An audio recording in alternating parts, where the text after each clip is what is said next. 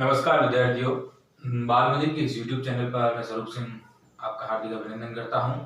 प्रिय विद्यार्थियों, हम कक्षा 11वीं के अध्याय चौथा व्यावसायिक सेवाओं के बारे में हमारी जो बात चल रही थी और गत वीडियो में मैंने व्यावसायिक सेवाओं के प्रकारों के बारे में मुख्य रूप से चर्चा की थी और पूरा परिदृश्य आपके सामने रखा था।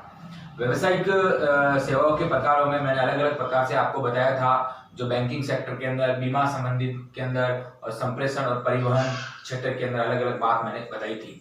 फिर विद्यार्थियों, उसके अंदर जो अब हमारा जो आज का लेक्चर है, ये बैंकों के प्रकार को हम समझेंगे। कौन कौन सी बैंकें, जो मैंने आपको कल बताई थी कि वाणिज्यिक बैंक होती है और विशिष्ट बैंक होती है, केंद्रीय बैंक होती है और सहकारी बैंक होती है, ये क्या क्या कार्य करती है और इस बैंकों से किनको क्या क्या फायदा होता है, उसके बारे में हम मुख्य रूप से आज चर्चा करेंगे एक एक बिंदु पर। व्यावसायिक प्रकारों के अंदर हम पढ़ रहे हैं बैंकों के प्रकार। बैंकों के प्रकार में हम जानेंगे कि वास्तव में वाणिज्य बैंक क्या होती है और सहकारी बैंक क्या होती है और विशिष्ट बैंक और केंद्रीय बैंक क्या होती है और इनका क्या कार्य होता है। वैसे हम वाणिज्य बैंक के कार्यों को अलग से पढ़ेंगे, मगर मुख्य रूप से आज जो हमारा लेक्चर है, इसके अंदर हम वाणिज्य बैंकों में क्या कार्य होता है, वाणिज्य बैंक और वाणिज्य बैंक क्या होती है, इसके बारे में हम चर्चा करेंगे। ये जो वाणिज्यिक बैंक है, ये इसको कॉमर्शियल बैंक भी इंग्लिश में कहा जाता है। ये जो बैंक, इसका मेन उद्देश्य मुद्रा को एकत्रित करना और तमाम प्रकार के अपने जो उपभोक्ताओं को मुद्रा देना और मुद्रा का एकत्रित कर उनमें उनको ब्याज दिलवाना और उनकी को वित्तीय सुविधा उपलब्ध करवाना, इस वाणिज्यिक बैंक का कार्य होता है। ये भारतीय शासन बैंक अधिनियम सन 1949 के द्वारा शासित होती है और ये दो रूप में चलती है, एक निजी और एक सार्वजनिक।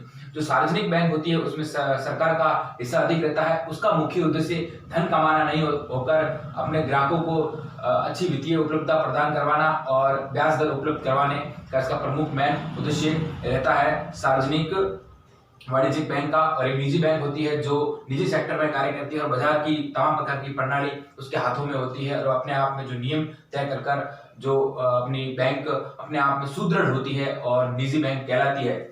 और आगे अगर हम बात करें तो निजी बैंकों का स्वामित्व, प्रबंधन और नियंत्रण निजी प्रवर्तकों के हाथ में होता है। बकायदा इसके अंदर इनको नियमन करवाना पड़ता है। जो हमारी बैंकों की बैंक आरबीआई गाइडलाइन जो जारी करती है, उसके अनुसार इनको भी नियमन करवाना पड़ता है। और जो इसके प्रवर्तक होते हैं वो निजी होते हैं, ये सरकार के अधीन नहीं होती है। ऐसी तमाम प्रकार की जो बैंकें हैं, जो सार्वजनिक बैंकें हैं और निजी बैंकें हैं, उनके बारे में भी मैं मुख्य रूप से आपको उदाहरण से समझाऊंगा। तो वाणिज्य बैंक का मेन मोटिव क्या होता है? इसका पूरा लेन देन मुद्रा से होता है। ये वही संस्थान होती है जो मुद्रा में व्यापार करती है। कैसे, किसमें व्यापार करती है? मुद्रा में व्यापार करती है। मुद्रा का मतलब है करेंसी से होता है, यानी कि पैसों से होता है। जैसे भारत की करेंसी जैसे रुपया है, तो ये इसका पूरा जो लेन देन रुपयों के माध्यम से होता है। गौर करें, ये भारतीय बैंक नियमन एक्ट का मतलब अधिनियम होता है, सन 1949 के अंदर शासित है। भारतीय अधिनियम बैंक सन 1949 के अंदर ये शासित है। उसके द्वारा ही तमाम प्रकार के जो नियम बनाए गए हैं, उन नियमों के अनुसार ही ये वाणिज्यिक बैंक कार्य करती है। ये ऋण देना इसका मुख्य कार्य होता है अथवा विनियोग के लिए जनता से जमा स्वीकार भी करती है। ये ऋण देती है जनता को और विनियोग के लिए, विनियोग का मतलब क्या होता है? इन्वेस्टमेंट। विद्यार्थियों, अक्सर हम कहते हैं कि आपने कभी सुना होगा कि अक्सर गांवों में जब आप जाते हो तो और किसी के मुंह से सुनते हो कि मैंने 10,000 रुपए का इन्वेस्टमेंट कर लिया और लाया क्या? मोबाइल। तो वो एक इन्वेस्टमेंट नहीं, वो आपका एक्सपेंसेस है। अब आप उस 10,000 का जब मोबाइल लेके आकर अपने बिजनेस में उस मोबाइल का उपयोग कर रहे हो और वहां से आप धन कमा रहे हो, तो वो आपका विनियोग होगा। विनियोग का मतलब है आप जहां कहीं भी धन लगाते हो ताकि आपको दीर्घकालीन रूप में आपको और पैसे उसके मिलते रहे। जैसे आपने कोई जमीन खरीदी, वहां आपने इन्वेस्टमेंट किया पैसा और उस जमीन के ऊपर आपको होटल बनाकर उससे पैसा कमा रहे हो, तो वो आपका विनियोग होगा। तो गौर करें विद्यार्थियों, ऋण देना इसका मुख्य कार्य होता है अथवा विनियोग के लिए जनता से जमा भी स्वीकार करती है। तमाम प्रकार के आगे ये वाणिज्य बैंक इन्वेस्टमेंट करती है और दूसरों को भी इन्वेस्टमेंट करने के लिए लोन भी देती है और जनता से जमा स्वीकार करती है, जनता से पैसे लेती है और आगे इन्वेस्टमेंट भी करती है और जनता को भी पैसे देती है आगे इन्वेस्टमेंट करने के लिए। तो तमाम प्रकार के इसके कार्य रहते हैं। तो वे संस्थान जो मुद्रा में व्यापार करती हो, यह भारतीय बैंक नियमन एक्ट 1949 के तहत ये शासित होती है तथा इसके तहत ही भारतीय बैंक नियमन एक्ट अधिनियम 1949 के द्वारा ये शासित होती है और इसके द्वारा ही ये ऋण देती है और विनियोग के लिए जनता से धन स्वीकार भी करती है, उनकी जमाएं भी स्वीकार करती है।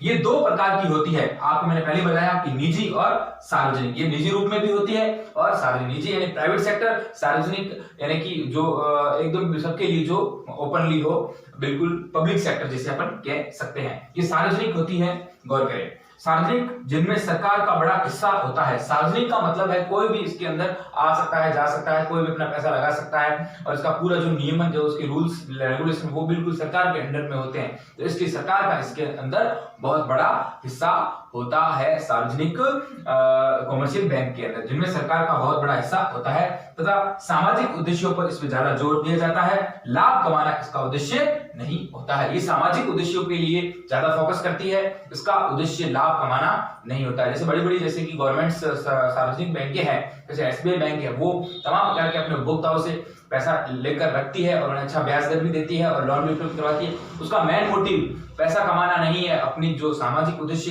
के लिए तमाम प्रकार के अपनी जनताओं का फायदा करना है, उसका लाभ कमाना उद्देश्य में नहीं होता है। गौर करें, सार्वजनिक जिनमें सरकार का बड़ा हिस्सा होता है और सामाजिक उद्देश्यों पर जोर दिया जाता है। किसमें? सार्वजनिक पर जोर दिया जाता है। लाभ कमाना इसका उद्देश्य कतई नहीं होता है। अब निजी की अगर बात करें तो इसके बैंकों का स्वामित्व यानी कि इसका पूरा मालिकाना हक किसके पास होता है? प्रबंधन या नियंत्रण निजी प्रवर्तकों के पास होता है। जो प्राइवेट सेक्टर्स में जो कार्य करते हैं, जो उसके मैनेजर्स होते हैं, वो निजी प्रवर्तक होते हैं, उनके हाथों में होता है। और ये बाजार की शक्तियों के अनुसार काम करने में स्वतंत्र होते हैं। जिस प्रकार बाजार के अंदर किस प्रकार की चलन है, किस प्रकार की प्रचलन है, क्या रेट चल रही है, क्या किस प्रकार से ग्राहकों को लोन देना है, और उस बाजार की जो भी प्रचलन शक्तियां हैं उसके अनुरूप इन्हें कार्य करने की शक्तियां होती है और ये तमाम प्रकार की गाइडलाइंस के अनुसार अपने आप में कार्य करती है। इसके प्रबंधन, इसका नियंत्रण निजी प्रवर्तकों के हाथों में होता है, निजी बैंक के अंदर। तो कुछ निजी प्रवर्तकों का हाथों में होता है और बाजार की शक्तियों के अनुरूप ही कार्य करती है और बिल्कुल कार्य करने के लिए ये स्वतंत्र है, इस पर कोई रोक टोक नहीं होती है। बहुत बड़े विद्यार्थियों, देश में कई सार्वजनिक बैंक भी ऐसे हैं जो पब्लिक सेक्टर्स की बैंक है, उसके बारे में मैं आपको बता देता हूँ कौन कौन सी जैसे बैंक है। एसबीआई जो पहले तमाम प्रकार के हमारे राजस्थान के अंदर state bank of Bikaner and Jaipur हुआ करती थी, अब उसको विलय करके एसबीआई में बदल दिया गया है स्टेट बैंक ऑफ इंडिया, जिसे बोलते हैं SBI state bank of India, PNB Punjab national bank of India और बीओबी बैंक ऑफ बड़ौदा। ये तमाम प्रकार की ऐसी जो बैंकें हैं, ये सार्वजनिक बैंकें हैं जो गवर्नमेंट के अधीन रहकर कार्य करती है। सार्वजनिक बैंकें भी इसे कहा जाता है। और प्राइवेट सेक्टर की अगर बैंकों की हम बात करें तो एचडीएफसी बैंक है, जैसे home development finance corporation, ICICI. आपने एचडीएफसी बैंक बाड़मेर के अंदर देखी होगी कि आप जब नेशनल हैंडलूम जाते हैं तो उसके नीचे एचडीएफसी बैंक है। और एसबीआई बैंक की हमारे बाड़मेर के अंदर 3 बैंकें हैं, एक कलेक्ट्रेट के अंदर है, एक पनगढ़ रोड पर है और एक अगर बात करें तो प्रताप जी की प्रोल की तरफ भी है। बाड़मेर की अगर हम बात करें तो एसबीआई बैंक वहां है और पंजाब नेशनल बैंक की बात करें तो रिको के अंदर है और बैंक ऑफ बड़ौदा की बात करें तो गांधी चौक स्कूल के पास बैंक ऑफ बड़ौदा है। तो ये तो हमारी सार्वजनिक बैंक हो गई। प्राइवेट सेक्टर की बैंकों में एचडीएफसी है, आईसीआईसीआई बैंक है, कोटक महिंद्रा है और जम्मू कश्मीर बैंक है। ये सब प्राइवेट बैंकें होती है। कोटक महिंद्रा ये ऐसी बैंकें होती है जो लोन ऋण भी प्रदान करवाती है और आपकी जो गाड़ियां आप खरीदते हो 2 व्हीलर 4 व्हीलर उसका भी फाइनेंस भी करती है। तो ऐसी तमाम प्रकार की बैंकें जो होती है ये प्राइवेट सेक्टर की बैंकें होती है और इन सब बैंकों को वाणिज्यिक बैंकों के अंदर रखा जाता है। तो मेन उद्देश्य वाणिज्यिक बैंक का है, मुद्रा से है। किससे है? मुद्रा से है। मुद्रा का व्यापार करती है, पैसों का व्यापार करती है और ये भारतीय अधिनियम सन 1950 के अंदर शासित होती है, जिसके तहत तमाम प्रकार के ग्राहकों से ये ऋण देती है और उनसे भी विनियोग के लिए उनसे जमा भी करवाती है। और 2 प्रकार में चलती है, एक निजी और एक सार्वजनिक। सार्वजनिक का जो मेन उद्देश्य सामाजिक उद्देश्य के लिए होता है, धन कमाना इसका उद्देश्य नहीं होता है। निजी बैंक ये जो अपने आप में निजी प्रवर्तकों के माध्यम से चलती है, इसका स्वामित्व और इसका प्रबंधन और इसका नियंत्रण निजी प्रवर्तकों के हाथों में रहता है। जो बाजार की शक्तियों का प्रचलन है उसके अनुसार ही चलती है और अपने आप में स्वतंत्र होती है। और मैंने सार्वजनिक बैंकों के बारे में जब एसबीआई बैंक की बात की, state bank of India, PNB Punjab national bank of India, BOB bank of India और ओवरसीज बैंक भी अगर आप इसके अंदर ले सकते हैं तो इसमें डाल सकते हैं। और प्राइवेट सेक्टर की अगर बात की तो मैंने आपके सामने एचडीएफसी, आईसीआईसीआई, कोटक महिंद्रा, जम्मू और कश्मीर बैंक की बात की। आप वाणिज्यिक बैंक के अंदर इस प्रकार से आप लिख सकते हैं। आपके पास प्रश्न आया कि वाणिज्यिक बैंक को समझाइए, तो आप इस प्रकार से लिख सकते हैं। जहां तक मैं विद्यार्थियों समझाता हूं, एक एक चीज को खोलकर समझाता हूं ताकि आपके दिमाग में सेट हो जाए। अब है सहकारी बैंक। विद्यार्थियों सहकारी बैंक ये राज्य कि जो जो अलग अलग स्टेट होते हैं वो अपने अकॉर्डिंग सहकारी समितियां बनाते हैं, सहकारी बैंक बनाते हैं। वो अपने उपभोक्ताओं को न्यूनतम दर पर ब्याज, न्यूनतम दर पर लोन उपलब्ध करवाते हैं, ताकि अपने उपभोक्ता इस बैंकों में आए और इस बैंकों से लोन प्रदान करें और न्यूनतम दर पर लोन इनको दिया जाए। ये राज्य स्तर पर अपनी अपनी सहकारी बैंक होती है, जो जिला स्तर पर भी होती है और राज्य स्तर पर भी होती है। इस प्रकार की जो अपने अपने राज्य के द्वारा ये बैंक सहकारी समितियों की बैंक की स्थापना की जाती है, जो सहकारी मिलकर कार्य करने के सोपान पर ये चलती है।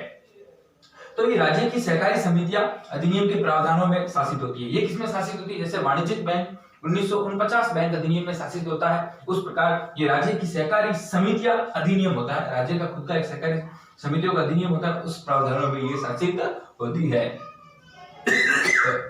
गौर करें विद्यार्थियों, ये अपने सदस्यों को सस्ती दरों पर, कैसी, बिल्कुल जो बैंक रेट कम हो उस पर लोन उपलब्ध करवाती है, ताकि उन्हें कम ब्याज भरना पड़े, उपलब्ध करवाती है। ये भारत में ग्रामीण ऋण यानी कि गांव के लोगों को ऋण देना अर्थात कृषि वित्तीय में प्रमुख स्रोत है। जो गांव के जो किसान होते हैं, जो खेती बाड़ी करते हैं, वो इन समितियों से ज्यादा जुड़ते हैं। यहाँ से ये क्या सोसाइटी के पैसे भी उठाते हैं, जिस प्रकार से ये खेती के पैसे उठाते हैं, केसीसी के किसान क्रेडिट कार्ड के भी पैसे उठाते हैं और तमाम प्रकार के ऐसे बीजारोपण के भी पैसे उठाते हैं यहाँ से ये। और जब अकाल पड़ता है तो अकाल राहत के दौरान उनकी वो सोसाइटी और केसीसी माफ हो जाती है, तो इसमें ग्रामीण प्रवेश के जो किसान वर्ग के लोग हैं वो इससे जुड़ते हैं और कृषि संबंधित सहकारी समितियां अधिक होती है। तो ये राज्य की सहकारी समितियां, इससे राज्य की सहकारी समिति अधिनियम के प्रावधानों में शासित है। कैसे, किसमें शासित है? राज्य की सहकारी समितियां अधिनियम, राज्य की खुद की एक सहकारी समितियों का एक अधिनियम बना हुआ, उसके अंदर ये प्रावधानों में ये शासित, उनके जो नियम है उनके अंदर शासित रहती है।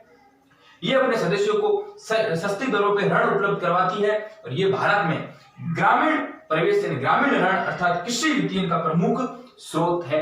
यानी कि गांव वालों के लोगों के लिए ये जो कृषि के संदर्भ में जो लोन उठाते हैं उसका बिल्कुल ही प्रमुख स्रोत है, प्रमुख रिसोर्स है, साधन है। वहां जाकर गांव के लोग इस सहकारी समितियों में अपना लोन ज्यादा से ज्यादा ले सकते हैं और नीचे की दर पर ले सकते हैं। ये सहकारी बैंक होती है। अब कुछ विशिष्ट बैंक और केंद्रीय बैंक के बारे में हम चर्चा करते हैं।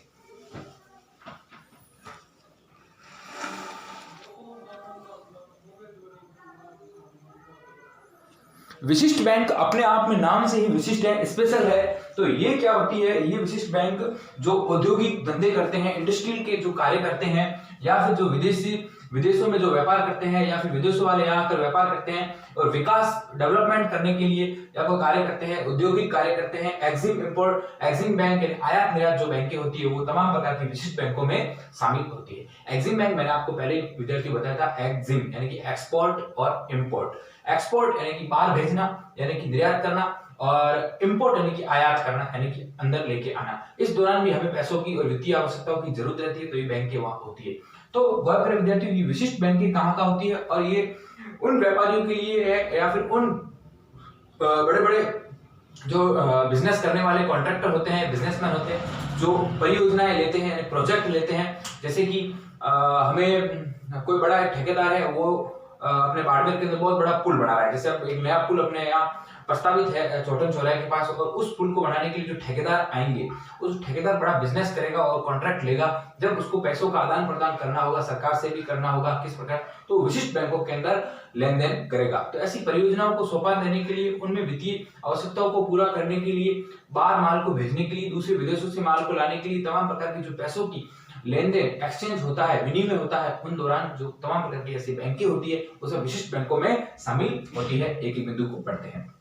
विशिष्ट बैंक, विदेशी बैंक, विदेशी औद्योगिक एंड इंडस्ट्रियल विकास यानी कि डेवलपमेंट, वो एक्जिम एक्सपोर्ट इंपोर्ट एंड आयात निर्यात बैंक, ये सब बैंक विशिष्ट बैंक होते हैं। कौन कौन से? विदेशी बैंक, औद्योगिक विकास बैंक, औद्योगिक बैंक, विकास बैंक, वो एक्जिम यानी कि एक्सपोर्ट एंड आयात, एक्सपोर्ट यानी कि निर्यात और इंपोर्ट यानी कि आयात निर्यात बैंक होते हैं, जो इन विशिष्ट क्रियाओं की विशिष्ट जरूरतों को पूरा करते हैं। जो विशिष्ट क्रियाएं की जाती है, उन विशिष्ट क्रियाओं को, विशेष जरूरतों को, जो विशेष जरूरतें होती है उनको ये पूरा करते हैं।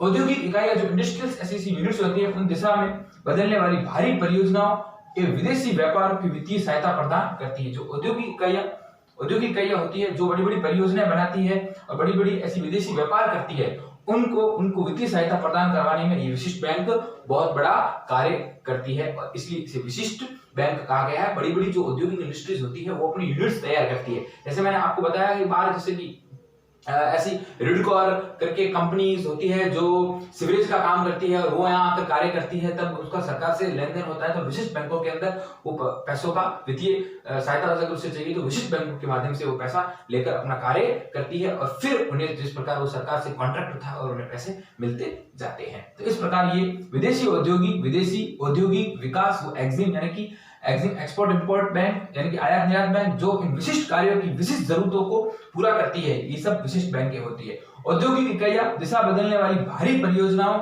यानी कि बड़े बड़े प्रोजेक्ट ये विदेशी व्यापार को वित्तीय सहायता प्रदान करवाती है। जो विदेशी व्यापार है उनको, जो विदेश से हम व्यापार करते हैं, विदेश वाले आके व्यापार करते हैं, उन्हें वित्तीय सहायता प्रदान करवाती है ये विशिष्ट बैंकें। अब हमारा अंतिम जो इस आज के लेक्चर का अंतिम बिंदु है केंद्रीय बैंक। विद्यार्थियों केंद्रीय बैंक क्या होती है? केंद्रीय बैंक को हम बैंकों का बैंक कह सकते हैं। जो भी ये अगर मैंने बात की पंजाब नेशनल बैंक है, बैंक ऑफ बड़ौदा है, या फिर ये तमाम प्रकार के HDFC बैंक है, ये सब बैंकें जो जैसे कि हम कॉमर्शियल वाणिज्यिक बैंक की अगर बात करें, जो सार्वजनिक बैंकें हैं, और ये सब तमाम प्रकार के जो प्राइवेट बैंक है वो भी कंपनी अधिनियम बैंकिंग अधिनियम 1950 की तमाम जो गाइडलाइन है उसके तहत चलती है। जो अलग अलग बैंक है जैसे SBI है, स्टेट बैंक ऑफ इंडिया है, और भी पंजाब नेशनल बैंक है, बैंक ऑफ बड़ौदा है, इन सब की बैंकों की बैंक केंद्रीय बैंक है। जो RBI बैंक, भारत की RBI bank reserve bank of India के नाम से जानी जाती है। ये तमाम प्रकार के नियंत्रण करती है, नियमन करती है, नियंत्रण सभी बैंकों का कंट्रोल ये करती है। ये गाइडलाइन जारी करती है कि किस बैंक को कितने बैंक पर दूसरों को लोन देना है। जैसे SBI तमाम प्रकार की जनता को होम लोन किस दर पर देगी, जैसे CRR जारी करती है, ये एक उच्च लेवल का है, अगर मैं आपको बता देता हूं, बैंक रेट जारी करती है, CRR कैश रिजर्व रेशियो जारी करती है, SLR स्टैट्यूटरी लिक्विड रेशियो जारी करती है। ये तमाम प्रकार तरलता अनुपात है जो बैंकों की दर तय करती है वो RBI करती है। RBI बैंकों का बैंक है, हम कह सकते हैं कि इन सब बैंकों का RBI बाप है, वो ऊपर वहां बैठा हुआ है, तमाम प्रकार के नियम जारी करती है, इन बैंकों का नियमन करती है, इनका नियंत्रण करती है, वो केंद्रीय बैंक RBI बैंक कहलाती है। हम पढ़ते हैं किसी भी देश की केंद्रीय बैंक, कोई भी अगर देश हो उसका एक अलग से केंद्रीय बैंक होती है। केंद्रीय बैंक उस देश की सभी कॉमर्शियल बैंक की गतिविधियों का क्या करती है? जो भी कॉमर्शियल बैंक होती है, जो वाणिज्यिक बैंक होती है, उन सब की गतिविधियों का पर्यवेक्षण यानी कि सुपरविजन करती है, सुपरविजन उसकी जांच करती है, उसका नियंत्रण, उसको कंट्रोल करती है, फिर नियमन यानी कि नियम लागू करती है। ये सरकार का बैंक होता है। ये किसका बैंक होता है? ये है सरकार का बैंक होता है। सरकार का इसके ऊपर अधिग्रहण होता है, सरकार के ऑथोराइज होता है, सरकार का बैंक होता है। ये देश की मुद्रा एक साख संबंधी नीतियों का नियंत्रण और समन्वय करती है। ये देश की मुद्रा करेंसी को किस प्रकार लागू करना है, करेंसी को क्या, जैसे कि अलग अलग प्रकार की करेंसी होती है। अगर मैं अर्थव्यवस्था की बात करूं तो 4 प्रकार की करेंसी होती है, M2, M3, M1। अब इसके अंदर सिक्के हैं, ये व्यापक मुद्रा है, तमाम प्रकार के नोट हैं, और ये अलग अलग जो इनके अंदर शामिल किए जाते हैं। जब आप बीकॉम के अंदर आओगे तब इसकी भी बात करेंगे, नहीं तो एक बार जब हम प्रत्यक्ष रूप से पढ़ेंगे तभी भी मैं आपको इनको एक बार समझाऊंगा ताकि आपका नॉलेज बढ़ पाए। तो मुद्रा एवं साख संबंधी जो भी क्रेडिट है उसको बढ़ाने के लिए नीतियां बनाती है, रूल्स बनाती है, नियंत्रण करती है। समन्वय का मतलब होता है कोऑर्डिनेशन। क्या है कोऑर्डिनेशन? यानी कि आपस में सबका संबंध स्थापित करती है, किस प्रकार एक दूसरे का सहयोग हो वो समन्वय स्थापित करती है। और जो अगर हमारा केंद्रीय बैंक की अगर हम बात करें तो हमारे हैं RBI यानी कि रिजर्व बैंक ऑफ इंडिया। इसके अंदर गवर्नर होते हैं, और वो तमाम अगर हमारे आपने नोट देखे उस पर साइन किए हुए उन गवर्नर्स के साइंस होते हैं, और वो नोट वास्तव में जो मुद्रित है और हमारे साख संबंधी भारत का नोट होता है, और वो RBI तय करती है। तो किसी भी देश की कोई भी केंद्रीय बैंक अगर होगी तो वो अपनी जो वाणिज्यिक बैंकों है उनका पर्यवेक्षण करेगी, उसका नियंत्रण करेगी, उसको नियमन करेगी, और भी कई जो चीजें हैं मुद्रा और साख संबंधी नीतियां भी बनाएगी, नियंत्रण करेगी और समन्वय भी करेगी, वो केंद्रीय बैंक होगी। इस प्रकार विद्यार्थियों हमने बैंकों के बारे में चर्चा कर ली है। अब वाणिज्यिक बैंकों के जो कार्य है, वाणिज्यिक बैंक को हमने समझ लिया है, वाणिज्यिक बैंक के जो कार्य है उसका अलग से मैं वीडियो बनाऊंगा, और उसके बाद और भी जो बीमा है, परिवहन है, संप्रेषण, उसके अलग अलग वीडियो आएंगे, और हमारा अध्याय 4 कंप्लीट हो जाएगा। धन्यवाद विद्यार्थियों।